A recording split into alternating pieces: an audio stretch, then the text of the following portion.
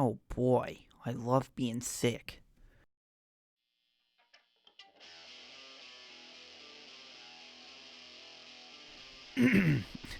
Hello, you wonderful people. My name is Gnome Sane, and this is another episode of Music Monday. I apologize beforehand if I sound off. I'm just getting over being sick. I would have actually had this put out earlier had I not felt like crap yesterday. Anyways, so after reviewing my last Music Monday, the Janis Joplin one, I'm just going with the Total Immoral thing. Not that I didn't like it, just thought that my Death one sounded a lot better, so I'm going with that style. So, moving on, the second Music Monday for Women's History Month, we will be talking about X-Ray Spex. I'm using the stage name for the band members, so if you don't hear me say the real name, that's why. First off, you had Polly Styrene, who was the frontwoman of the band, fantastic vocalist. You had Jack Airport, which is the guitarist, Paul Dean as the bassist, B.P. Herring as the drummer, and Laura Logic as a saxophone player, at least at the beginning. Both the saxophone and styrene vocals were what made the band what it was, and that gave them these distinct attributes. Styrene's easily one of the most influential, iconic frontwomen in punk rock. Her vocal abilities have been described as powerful enough to drill holes through sheet metal, and I don't think anyone can disagree with that. At least comparable to a lot of other females in the punk scene, or just I guess in any particular walk of life. She had an unusual appearance. I mean, a lot of people would think that helped convey her message that she didn't want to be seen as some sex symbol. The initial inspiration for the formation of X-Ray Spex was after watching the Sex Pistols play. They formed in 1976. At least for a punk band, I mean, they had the semi-typical punk chord progressions, but if you had the sax and the explosive vocals, that's pretty much what X-Ray Spex was.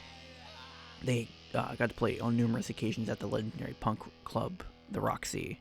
A lot of punk bands played there, including The Clash, Generation X, The Ruts, Sex Pistols, you name it. Pretty much any punk band from England got to play there.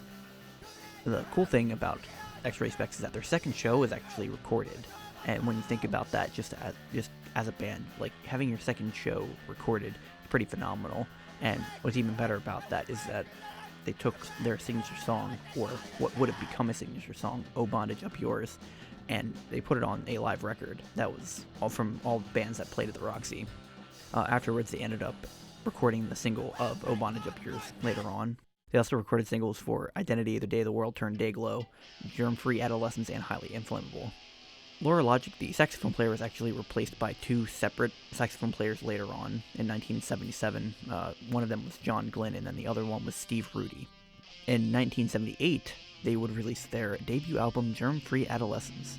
The cool thing about that album is that all of the songs except Identity were anti-consumerist, and I just think that's really cool that they had that type of stance.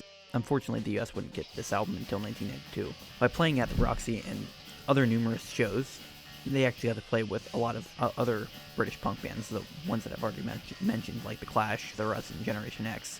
Styrene had left the band in 1979 due to extensive touring, and she just got exhausted from it. Afterwards, though, the band lost momentum, and they eventually deteriorated in disband. The band reformed several times, though, in 1991, in 1995, and then again in 2008. The 1995 Reformation ended up producing an album titled Conscious Consumer. Unfortunately, Polly Styrene passed away due to spinal and breast cancer in 2011 at the age of 53. Not only is the band influential and great just as a punk band, but Polly Styrene and the other female frontwoman, they helped bring more women into the punk scene, at least I feel like that, and they help inspire a lot more women to get into the scene and at least to help create music, or even not even just that, just to be part of the scene in general, which I think is a great thing.